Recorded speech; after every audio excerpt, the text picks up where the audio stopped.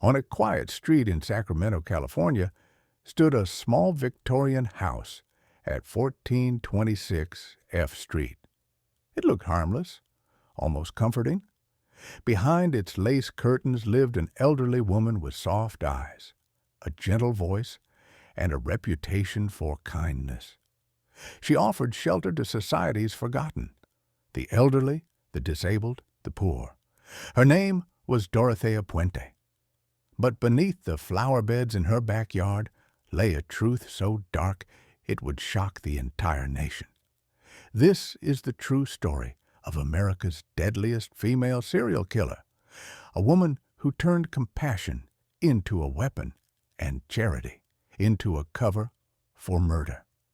Before we are starting the story of Dorothea Puente, please support Stories of Criminal World channel with interactions. Thank you. Now, let the story of Granny Killer begin. Dorothea Helen Puente was born January 9, 1929, in Redlands, California. Her childhood was marked by instability and trauma. Her father struggled with alcoholism and died when Dorothea was young. Her mother was later killed in a motorcycle accident. As a child, Dorothea suffered a head injury after being hit by a car, an incident often cited by psychologists when examining her later behavior. By her teens, she was already showing signs of manipulation and deceit. She learned early how to survive by lying, stealing, and adapting. This was not yet a killer, but it was the beginning of a predator learning how to blend in. Before the murders came decades of fraud. Dorothea married multiple times, at least 5 documented marriages, often leaving behind debt, stolen money, or unanswered questions. She was repeatedly arrested for forgery theft, writing bad checks, welfare fraud. By the 1980s, Dorothea was well known to authorities, but never considered dangerous. That would prove to be a fatal mistake. In the mid-1980s, Dorothea began running a boarding house for elderly and disabled people. Her tenants were vulnerable, mentally disabled adults, elderly pensioners, people receiving Social Security or disability checks. Dorothea appeared generous. She cooked meals. She helped with paperwork. She offered companionship. In return, she gained control. She became their payee, legally managing their government benefits, and one by one, they disappeared. Neighbors noticed strange things. Tenants moved in, but were never seen leaving. Dorothea offered explanations. They moved away. They went to live with family. They're in the hospital. Authorities accepted these stories. Meanwhile, Dorothea continued cashing their checks. At least 9 people would later be confirmed dead, all buried in her backyard. In November 1988, social worker Judy Trevithick grew suspicious. One tenant, Alvaro Montoya, had vanished, yet his benefits were still being collected. Police obtained a search warrant.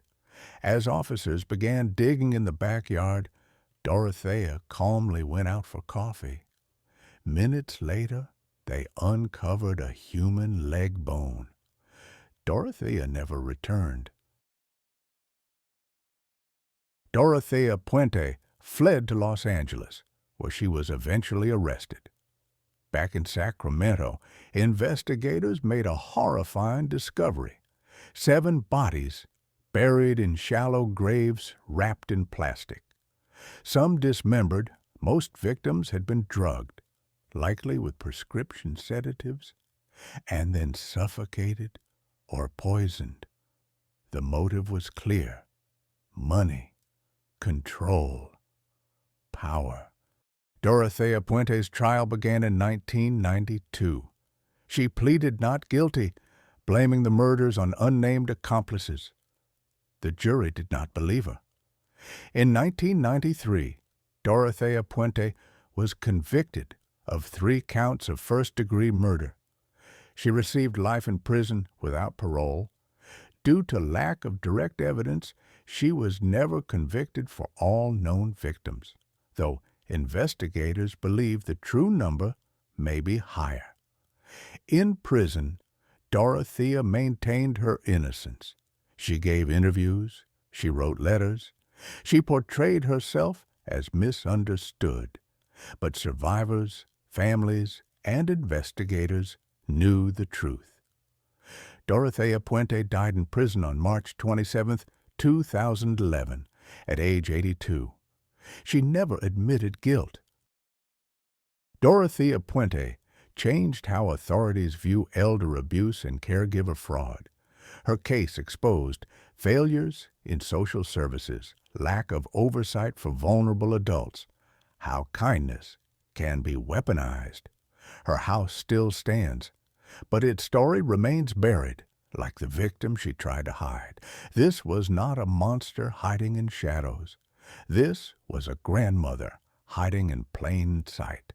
If you want more true crime stories told with facts, depth, and respect for victims, subscribe to Stories of Criminal World. Because the most dangerous criminals are often the ones who look the safest.